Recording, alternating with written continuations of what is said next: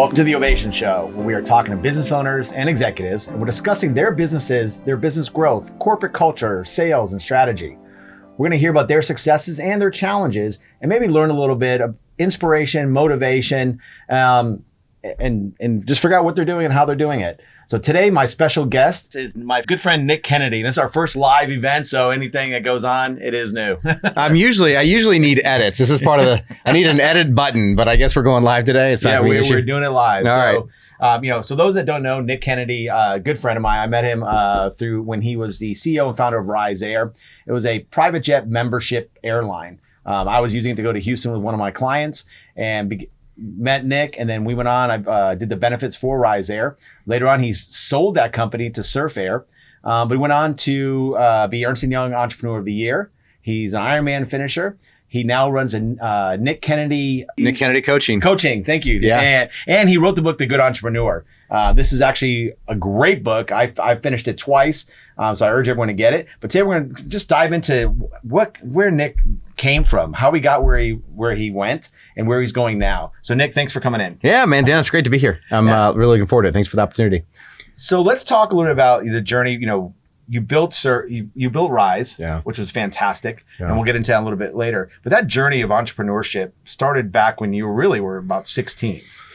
Yeah, I did. So just one correction, the team built Rise. I know what you mean by that, but I mean, the reality is there were so many great people that came around us that built, and you probably interacted with a ton of them on Rise. But yeah, I mean, so, I grew up in a upper middle class family. And when I was 16, my dad was sentenced to 20 years in federal prison.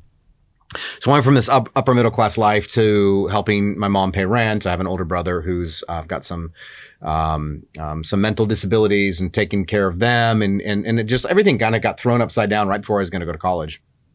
And what I figured out was entrepreneurship was the bridge to take me from the life that I had been given at this particular case to the life that I wanted. Right? Entrepreneurship is this great power that we have, that if you've got an idea and it's a valuable idea, you can most likely find people to back you in that idea, whether it be customers or investors or employees or people who trust you.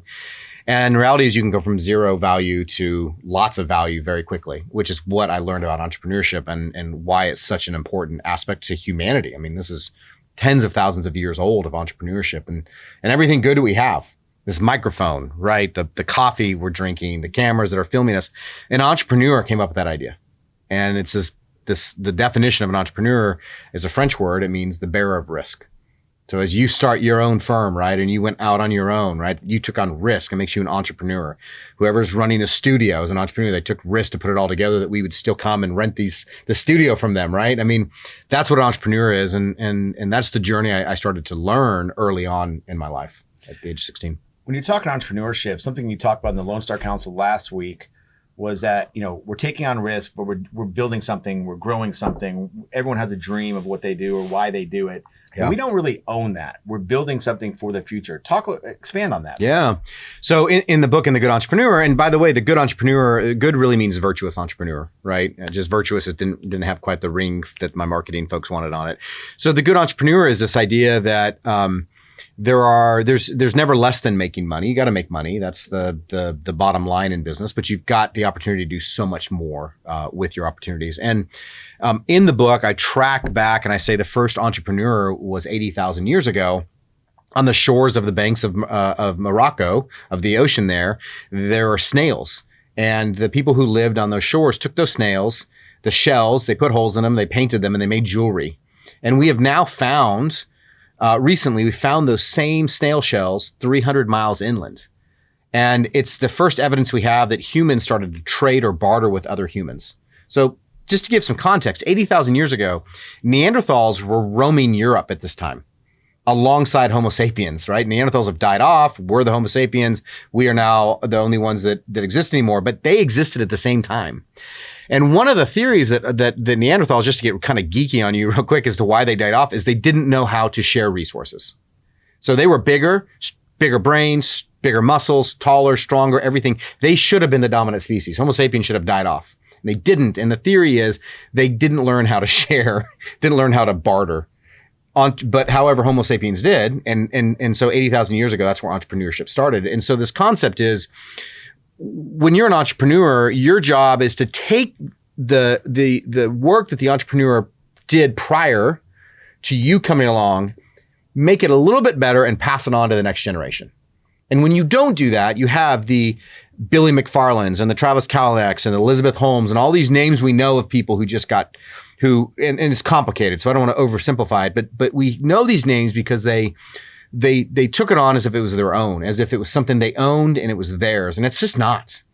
You benefit, I benefit. If you're an entrepreneur, if you're in business, you benefit from the history of entrepreneurs coming along.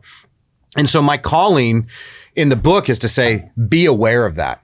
And when you do that, what's super cool is your whole perspective changes, right? It becomes a little bit less, it's more important in some respects because it's your legacy, but it also becomes a little bit less of a like, oh, I have to do it all. Otherwise the world's going to end. I mean, the world's going to keep going on. I'm going to die. The worms will be eating my body and some other entrepreneur will come along and hopefully they'll be better because of what we're sharing on shows like this, what we're sharing in our books, what we're sharing in coffee or over a glass of whiskey and late at night, right? That's the goal of what I want to see in entrepreneurship is people grow. You know, I like that because that actually resonates with me because I look at my mastermind group and what we're doing in the employee benefits sector. Mm-hmm. You know, we're trying to change the way healthcare is delivered to employees and not just by lowering the cost, delivering better quality outcomes, getting away from what people have done for generations, for decades now, because it's not working. Mm-hmm. And so we're trying to make change that benefits the future, the future of employers, the future of families. And so, you know, again, we're thinking about ourselves. I know my buddy Lester, you know, his why is because he saw what cancer did to his family. Yeah. And so now he's out trying to change insurance because of what that happened. So again, growth for the future. I like that. Hey, real quick, before you go to the next thing, I think that's so important, the why. I mean, Simon Sinek wrote that book, Start With Why, right? Yep. I mean, it's so important. And I think it's so important because when you start out on the journey of entrepreneurship or starting a business, inevitably roadblocks come up. I just posted this today on LinkedIn. I'd rather invest in a C idea with an A team than an A idea with a C team. Why? Because the reality is when you start out, you have no idea what's coming. And I want to make sure that people I'm invested with, that whether I'm in the business with them or giving them my money or spending time with them, have the ability to deal with the realities of business and how they come around. And so that why, what I have seen in my own life and what I've seen in other people's lives who are successful is when the rubber hits the road and that like, geez, I don't know how I'm going to make payroll, or geez, this isn't what I thought this was going to be like. If you don't have a why, it's really easy to pull the string and say, I'm out. Mm-hmm. But if you have a story like your friend Lester of cancer affecting his family, he's like, I'm in. It's hard, but I'm in because at the end of the day, I want to make sure people have the benefit of this coverage. So God forbid you get cancer, at least the financial aspect's not taken care of. That why is everything, in my opinion, when it comes to, like, if you don't have a why in your business, get out, because when all hell breaks loose, that's the only thing that's going to keep you standing still and planted into what you need to go do. Yep. So let's talk about your why a little bit. When you started Rise, because I know something in the book you mentioned was, you know, the freedom to go without constraint. Yeah. And I think that also not just applies to travel, it applies to life. But was that come before or after the idea of I just want to own a private jet airline? Yeah, I mean, egotistically, I want to have access to private jets. There's a joke in the private jet industry that, you know, it's PJs, private jets are like crack cocaine. The only difference is you have a shot of quitting crack cocaine once you start it. I mean, once you experience that private plane, it's just really hard to stop. And I had traveled through two other ventures I'd been involved in, startup ventures in the healthcare space. I had accumulated 2 million miles on American Airlines in a decade. So I was gone all the time. One of the gentlemen who funded that business and ultimately acquired the business and took it public had a private jet. And I was at this place where I was like, you know, my dad wasn't in my life. I have this huge hole in my heart. I've all these daddy issues because my dad wasn't around. And I realized that as my kids were getting older, I wasn't around. Not because I was in prison. It was a voluntary. I was just traveling all the time. And I came to this point where I thought, well, I'm not going to be an entrepreneur. I'm going to settle down and do some 9-to-5 job where I'm just at home. I'm there for the soccer games, et cetera. But I really felt like I needed to go do this entrepreneurial stuff that was fun for me to do. The private jet was the answer because it allowed me to have breakfast with my family, go to another city for a business meeting, and be back in time for soccer practice. I could have my cake and eat it too. And so it turned into like, oh, I really want this from an ego standpoint. But then it turned into, wait a second, I've been doing market research for 10 years. All the people on the sand plane sitting in first class, because we all got the upgrades, who were dead behind the eyes, who were overweight, who were pale, who were gone from their families and friends, they all wanted something better than first class, but couldn't afford or wouldn't pay for a private jet. And that's where this really came from, which was, man, there's a huge opportunity here. And what I didn't realize until years later is like, I felt constrained visiting my father in prison, right? Spent hundreds of hours in a prison visiting cell. And I've spent hundreds of hours in a private jet, the two furthest of places on the face of the earth apart from each other. And I just remember being like, I want to get out of here. I mean, I wasn't even in prison. And I just wanted to be out of there for the 4 or 5 hours I spent with my dad. And man, the plane was that. I mean, it was this metaphorical and literal sense that you could just go anywhere you wanted. And for a kid who felt constrained in a lot of ways, it was the salve to a wound. It wasn't the ultimate salve, but it was a salve to the wound that I had at that time. Well, it's funny you said that, because when I met you, it's because one of my clients was using you to fly back and forth to Houston from Frisco, because all his restaurants were in Houston. Yeah. And I started flying with him because it made sense. And he said, I could leave in the morning, drive to Love Field, get on the jet, go to work, come back, be home in time for dinner. Yeah. And he was doing that 3-4 times a week. It was just his daily commute. And that was what we always said. We said, we don't sell seats on a plane. We sell seats at a dinner table. Yep. Right. That was the whole mantra of the sales team was, don't try to sell this, like, give people access to that so they understand that they can do both things. They don't have to sacrifice one or the other. And when you solve that problem, I mean, the text I used to get from our clients, our members, was just astounding. You've saved my marriage. I mean, like, that's not hyperbole. Like, people would say this to us, and our team did a great job of making that work. And it was nuts to see how the reaction to how people reacted when they got access to that. We hear a lot about the work-life balance, which is such a, oxymoron.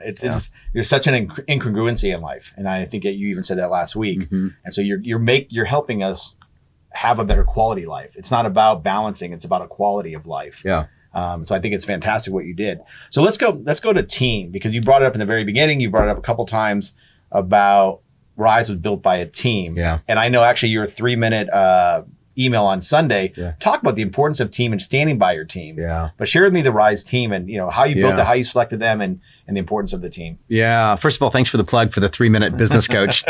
Every Saturday I send out a 3-minute email in this last week. And it's just a brief, like, something to think about this weekend. And this last time I told this story about firing customers, and Herb Kelleher is a hero of mine. He's since passed away, but the founder of Southwest Airlines. And there's this great story he tells that's told about him in the book Nuts, which is firing customers. And I just remember thinking, like, that's so cool. And I had this opportunity when I was CEO, a client of ours, most of our clients were really high net worth people who own businesses and were used to getting what they wanted and kind of throwing their wallet around, and people saying, yes, sir, may have another. And occasionally they would do that to my staff, most of whom were fresh out of college and didn't know any better to push back most of the time. And I would say to them, hey, not only do I want to know when someone's rude to you, but I need to know. It's like part of your job to need to know, because you don't just get to give me money and therefore get access to abuse my employees. Well, the first time this came to fruition, a customer had said something to one of our employees. I had gotten word that she was in the bathroom crying. I called her into my office. She told me the whole story. And this guy was he was a petulant child. He was a 60-year-old petulant child who was used to getting his way. And man, we were just started. We needed every stinking penny that was coming in the door. I could not afford to fire this guy. I mean, I really couldn't, but I didn't. But we had written down one of our values, which was love, which sounded kind of corny. Like several people were not really cool with that inside the business. But I loved the word love, because you can't really love somebody. We're simple in English terms, right? We have one word, love, right? And there's so many different variations of the word love, but you can't love somebody until you know them, which means you got to stop and have a conversation, understand them, and wonder, right? Malcolm Gladwell's great book, Talking to Strangers, goes all into this. Like, if we just understood everybody else. So long story short, I called the guy and I said, hey, I don't know exactly what happened. I know I'm not okay with you talking to my employee that way. And so I've refunded your money and I wish you the best of luck.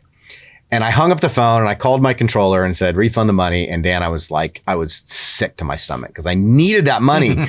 And the guy called and I got his voicemail and he called back 5 minutes later and I braced myself because I thought he's going to give me an earful. And he did give me an earful, but he said the thing that I never would have expected. He said, Nick, I loved Rise so much before.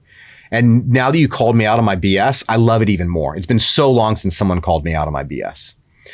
And I was astounded by that story because there was a principle we had established before we ever knew this guy's name. And we said, we're going to stand by this principle as a business, as an organization. And we did it.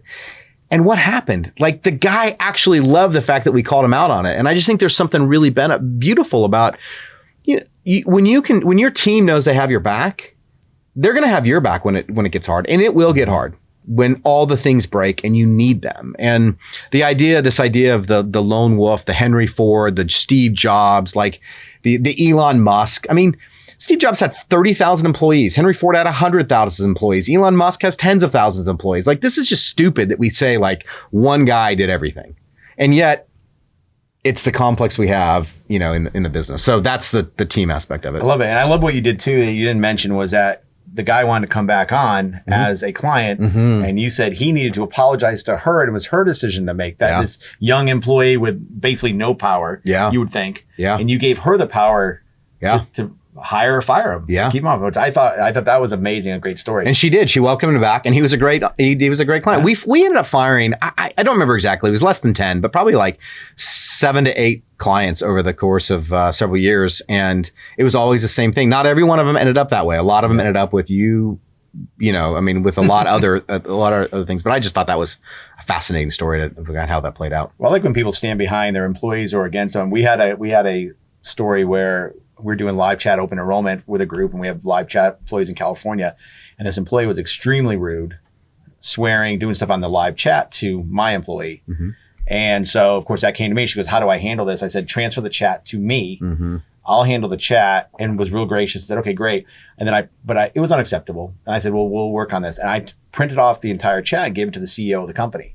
And this is a multi, 1,000, 1,500 employee company. And they took it and they fired her. Yeah. They said, this is unacceptable for you to talk to any other employee, but also our vendors, the people that we work with. And so, that says a lot about them too. They fired that employee for the behavior on that live chat. Well, and we want to excuse, Dan. I love that you did that and protected your employee. I mean, when someone shows you who they are, the best thing we can do is believe them. And it comes out sideways. And we're not who we are at our worst, but it is an indication that there's some chink in the armor around that. And who knows how much you may have saved that company. Like, that's one aspect of it. But imagine all the other things that potentially were coming down the line that ultimately could have hurt that company. So bravo to you and bravo to the CEO that took that hard action. I agree. Something that came up, and I wasn't going to go this route, but now you said it. We're talking about, being nice, being an asshole. There's different ways to go. And the conversation came up last week. Can you be successful being nice? And expand on that, because that was a good conversation on that. Yeah, I mean, I think you can't. I mean, we know the archetype, the Larry Ellisons, the Elon Musk, the Steve Jobs. Like, we know you can be an asshole and be successful. And I do think that here's the difference. I've studied a lot of this. I think, and I know you can be successful without being an asshole, but the difference is it's much easier to be an asshole. It's harder to take the time to get to know someone and investigate and go through it versus the snap decision around it. So, as you know, as a CEO of a business, your time is limited and you've got to make quick decisions with limited information. And you get into the habit of just trusting your gut, right? Blink, right? Which was such a great book, like trust your gut around this. And so it's almost a shorthand for, I'm doing the work here. So therefore I don't want to do the work here. Just, I want to move on from it. But I do know, I would say there's a good friend of mine. What I would put up is two guys that I would put up. A guy named Shane Jackson runs Jackson Healthcare. Good friend of mine, privately held company, incredibly successful company. The guy's a great guy, great leader, great guy, incredibly successful. Just go check out Shane Jackson, Jackson Healthcare. You'll see that. Another guy I would say is Kurt Richardson, who was the founder of OtterBox, friend of mine. He's a self-made billionaire, never went to college, out of Fort Collins, Colorado.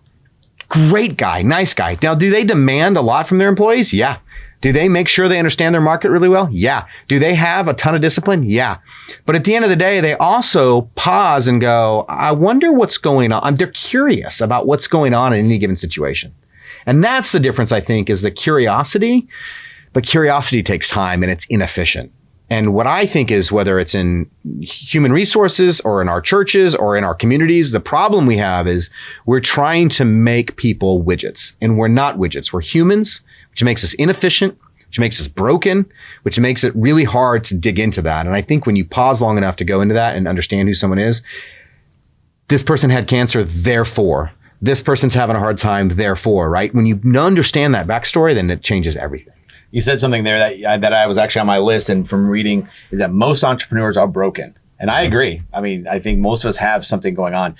And that kind of brings me to even the beginning of your book. You talk about being broken and understanding all right, here's who I am today. This is the real me. Mm-hmm. But we all have a picture of the ideal me. I know I have one. I mean, whether it was family, how I react in family, how I deal with my family, how I deal with business. We all have that. And how far are we from there, and how do we get there? Mm-hmm. And part of that is being truthful with yourself. In fact, the 4 agreements, the first one is, be immaculate with your word. And when I first read the title, I'm going, oh, immaculate with your word with everybody else. But that first chapter about being immaculate with your word to yourself, being truthful to yourself. Yeah. And that's very hard.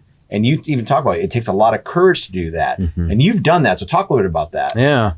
I mean, it's really hard to tell the truth to people. It's almost impossible to tell the truth to yourself. Not because you don't have the character to do it or the courage to do it. It's because most people haven't done the work to know it. The very fact that it's a blind spot means you can't see it. And this is why community is so important. And for the longest time of my life, I was a lone wolf. I believed that I was strong enough, I was good enough, I could do it on my own. And to the extent that somebody got in my way, they were dead to me. I mean, I'm ashamed to say it, but I was a manipulator with regards to people and what could I get out of them to get what I wanted at the end of the day. And when after I sold Rise, I did the work. I went through the process, a number of different things: Celebrate Recovery, Townsend Leadership Program, Pete Richardson, who runs the Patterson Institute Center that does life planning. Right over the course of 3 or 4 or 5 years, I did this work, and these people came alongside me and just said, "Hey, you need to look at this." And once they pointed it out, I could see it, but before I had either subconsciously or consciously said, "I can't see that side of me." Man, that was scary, because in my opinion, the scariest aspect of life is when something you know to be true is not true. That opens up Pandora's box, because what else do you know to be true that isn't true? So if I believe something about me and someone points that out and it's actually inaccurate, boy, you have to peel that back. You have to do the work, right? Mm-hmm. Or you don't have to. You can close it up and say, I'm just going to disagree, or I'm not going to. And so I think that aspect of really doing that work and understanding who you are, the 4 agreements, immaculate, right? Jordan Peterson would say, tell the truth, or at least don't lie. Mm-hmm.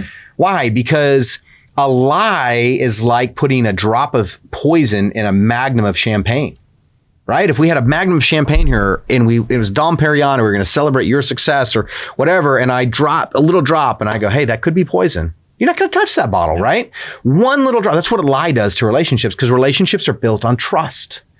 And I want to believe in you, and I want to believe what you're telling me is true. But the moment you tell me something that's not true, or you lie to me, well, now all of a sudden I can't trust you. And that's in marriages, that's with children, that's with the guy valet parking your car, that's with your, I mean, that's across the board, is that little drop of poison and or sewer, right? You drop into that Dom Perignon, and it ruins the entire relationship. Now, it can be recoverable if you do the work, but now you got to go do the work. Yep. And then you have that bank, and once you deplete that bank or you get a negative balance, building that back up is hard to do. Yeah. Which is why the step of there's a whole a process of making amends with people that you've wronged. Like, that's painful. Hey, you remember the thing I did? I am so sorry. And not, I'm so sorry. If you hadn't done this, I wouldn't have done it. Just, I'm so sorry. Yeah. That's miserable and necessary for redemption.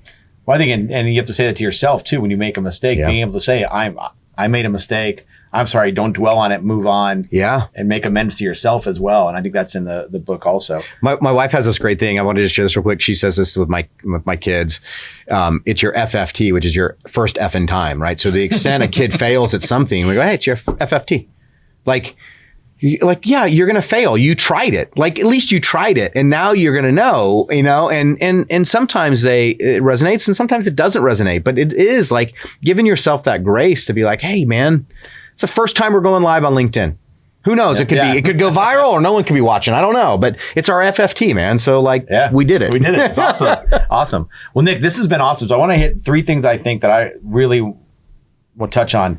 As an entrepreneur, I mean, we're taking risks, but I think entrepreneurs really need to focus on what they're doing and why they're doing it, and for growth for the future. Yeah. And so you hit on that, the importance of team and standing behind your team. Yeah. And you said you can't build it by yourself. You can, but really you need the team. But then standing behind that team that you built, and then in the end, yourself and focusing on who you are, being truthful with yourself and with others. Yeah. But having that honesty.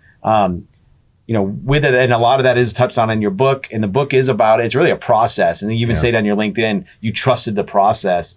So in a final closing, do you want to talk a little bit just about that process in the book before we close out? Yeah, well, first of all, I would say the book is not a business book. I hate business books. It definitely wasn't. I mean, business books are just the worst. And go read a book of somebody. Here's my rule of books. Like try to read 2 books from somebody who's dead for every 1 book I read of somebody who's alive, right? Because if they're dead and the book is still being published, it's probably gold. And so many business books are just so trite and so surface level and just a marketing ploy. And I don't have much patience for it. So I struggled because I wanted to write this memoir, but I don't really have that interesting of a life. No one is going to buy it except for my mom. And then I was like, so it's kind of, that's that side of it, but it's the process of how do you go start? It's the history of entrepreneurship. It's how do you go start, grow and launch and sell an airline, and the work you do afterwards is really the 3 kind of phases of that. And you mentioned something earlier, which is, and I talk about in the book, it's the ideal life versus the real life, right? And so there's this, what I want to believe I am, but there's the reality of what I am or who I am. And that in between the two is it's incongruence. And it's friction and it's chaos, and it's what causes you to wake up at 3 a.m. and going, who did I tell that lie to? And how do I keep that straight? Right. And so to the extent you're going to have to come down on your ideal a little bit because you're not superhuman, and you're going to have to come up on your truth telling quite a bit. But to the extent you can become integrated so that no one on Sunday morning is going to question your business practices on a Thursday afternoon, and your spouse may not like some truth you need to tell them, but it's actually truth they need to hear. And the discipline you need to give your kid, like all these different hard conversations, to ignore them. It's that dragon under the bed, right? It's that great children's book. There's a dragon under my bed, Mom. No, there's not. Go to bed. The dragon gets bigger the next day. There's a dragon under my bed. No, there's not, right? And pretty soon the dragon overtakes the whole house. And when you can close those 2, and that's the process of closing those 2 and going, business Nick versus personal Nick, we're 2 different people. And now I can be the same person, and I can sleep really well, and I can have good conversations, and I can go, okay, I screwed up today, but like I'm going to make that right. That's a big part of it. And you do that through what I call the triangle of life with this mensch. You have a mensch, someone walking side by side with you, right? A friend, someone who's in community with you. You have a mentor, someone who's mentoring you, and you have a mentee, someone that you're mentoring. That's the triangle of life. And if you sit right in the middle of that, that's how you make the right decisions. Of the 30,000 days we're going to live, 10 of them are going to be written about in our obituary. And if you have the triangle of life around you, guess what? You're most likely going to make good decisions of the 10 days that are going to be written about in your obituary. And that leaves you a good legacy. And that's what it's all about. I think that's a great way to end it, with that triangle of life and focus on the mentor, mentee, mensch, and giving back and finding the people around you and surrounding yourself with good people. Mm-hmm. Then, they say you're the average of the 5 people you spend the most time with. So that's fantastic. So I want to tell everybody, first, Nick, thank you so much for coming up here again. This is twice in a week, basically. Yeah. It's been awesome. And that's a drive for me to get up here. I know. You know how much I love you that I came north of 635. Twice. So I want to tell everybody, download Get the Good Entrepreneur. And what I love about it, he said, it's not really a business book. I really related to it. It's a very a lot of personal stories about how he grew the business, but it shows a lot of vulnerability in his personal relationships. He talks about his marriage and his family and his dad and so on. It's a very good book. I really enjoyed it. So definitely download a copy, buy a copy. It's on Audible. If you like my voice, I'll read it. I read it on Audible, so you can download it on Audible as well if you like my voice. I told you, I've downloaded some books and I get the author starts reading it. I'm like, okay, I just got to buy the book and read it because I can't stand his voice. Yours was actually great. Okay, thanks. My wife won't listen to it on Audible, but I'm glad you will, Dan. So anyways, Nick, thanks again. Everyone, thanks so much for connecting today. Let's continue to learn, grow, and connect. And we're going to go forward now. Let's hear from our supporters and our sponsors. And thanks for tuning in. Thanks, everyone, for tuning in to the Ovation Show. We'd like to give special thanks to our supporters, Craig Shelley Luxury Watches and Fine Jewelry out of Beverly Hills, Success North Dallas, where Bill Wallace has been making connections for over 30 years, and Work Innovators, where they're amplifying the voice of business. And now, a special word from our title sponsor.